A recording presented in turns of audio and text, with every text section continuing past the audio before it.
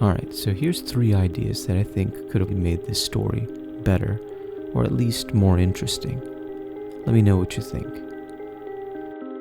In the film, after Sater finally assembles the algorithm, he inverts himself and returns to Vietnam because he wants to relive the last time he and Kat were happy together before killing himself and the rest of the world. I didn't buy this part. Sater seriously shits on his wife throughout the entire film. He yells at her, he spits on her, and he even shoots her with an inverted bullet. After all that, Sater doesn't strike me as the kind of guy who's all that into his wife anymore. It's hard to believe he'd go through the trouble of reliving a romantic moment with a woman he spent the entire film treating like a dog. So, what if we changed Sater's motivation? Instead of going back for Kat, what if Sater goes back for his son, Max? So here's the idea. Suppose Max died at the start of the film, at the same time as the heist at the Opera House and the final battle at Stalks 12. Once Sater assembles the algorithm, he inverts himself and goes back to the last time his son was alive. As he's inverted, Sater gets to see his son literally come back to life. It'd be enough to bring even a badass man like Sater to tears. Before Max dies again, Sater plans to kill himself and take the whole damn world with him. 3 big birds with 1 stone. This seems like a stronger motivation for Sater because, unlike his wife, Max is someone Sater actually cares about.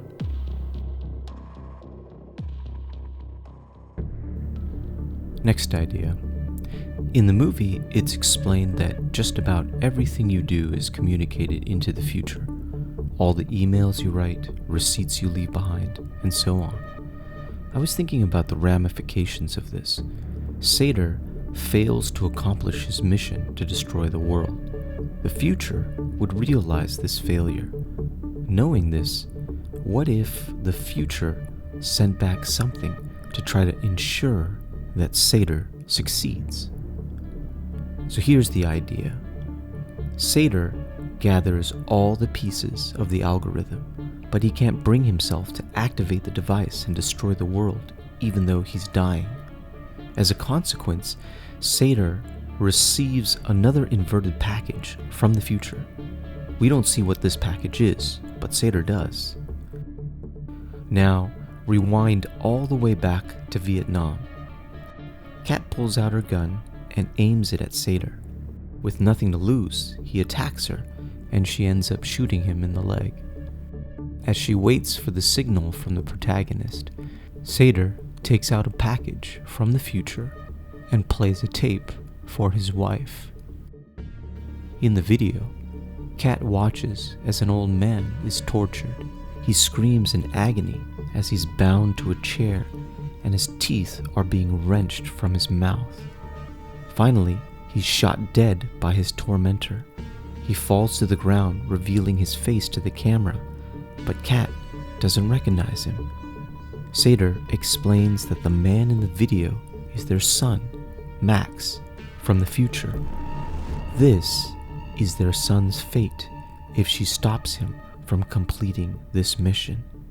She must allow him to kill himself before the protagonist captures the algorithm. The world must end. It's the only way they can stop their son from a future of agony. So this puts Kat in quite a pickle. Should she kill her husband, thereby activating the algorithm and ending the world? This would, of course, kill her son, but spare him from a future of unspeakable agony. Or should she keep her husband alive long enough for the algorithm to be captured? She would save the world, but she would also live the rest of her life knowing that her son will suffer in the future. I have no idea how this version of the story should end, but I find the moral quandary fascinating. So here's the last idea. This one's a little out there. Much of the story would have to be reworked, but for better or worse, here it is. Let's say somewhere in the middle of the film, the protagonist finds himself on a train. He senses that someone is watching him. He walks over to the other end of the car and catches a glimpse of someone exiting the train, but he can't make out who it is. He looks down at the seat where the other person was sitting, and he finds a unique-looking ring. From here, the movie continues much like it's supposed to. The protagonist teams up with Neil and captures the last piece of the algorithm. But then, he's captured and loses it to Sater. Rather than go back to Vietnam, in this version, Sater plans to activate the algorithm in the present time. He just needs the time to gather all the pieces together. At the final showdown, Ives and Neil go after the algorithm, and the protagonist and Kat go after Sater. The protagonist manages to capture Sater and tie him up, while Ives and Neil manage to capture the algorithm. From all appearances, the good guys have won. But as the protagonist is tying Sater's hands behind his back, he notices Sater wearing a ring that looks just like the one he found on the train. In an instant, the protagonist realizes how everything is going to play out. In a panic, he radios Kat and orders her to run to the turnstile to invert herself. Ives and Neil overhear the commotion. They look inside the containers that they thought had the algorithm and realize that they've been duped. The containers are decoys. In all the commotion, Sater, who's bound to a chair, manages to tip himself over the side of the boat and into the water. The protagonist dives in after him. He tries desperately to find Sater and swim him to the surface. He needs to keep Sater alive long enough for Kat to make it to the turnstile. But Sater is too heavy. He drowns in the water just inches from the surface. Once he's dead, the algorithm activates and the world ends.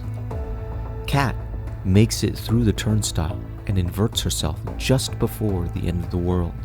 She makes it out alive, but there's no future for her to live in. It's been destroyed. She's forced to live in the past, but she can't go too far back because she needs to be able to revert herself. She can only go back as far as the discovery of the first turnstile. In other words, Kat is forced to live out her entire life in a never-ending loop between the start of the mission and the end of the world. Before the film ends, we see Kat boarding a train. She's 80 years old now. She notices the protagonist from afar. As she stands up, her ring slips off of her finger. After she exits, the protagonist walks up to her seat and picks up the ring. He catches a glimpse of Kat walking away. This is where the film ends, at the intersection of the beginning, the middle, and the end.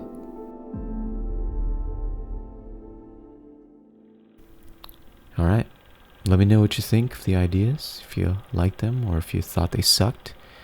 If you have better ideas, feel free to share. Please like and subscribe, and until next time.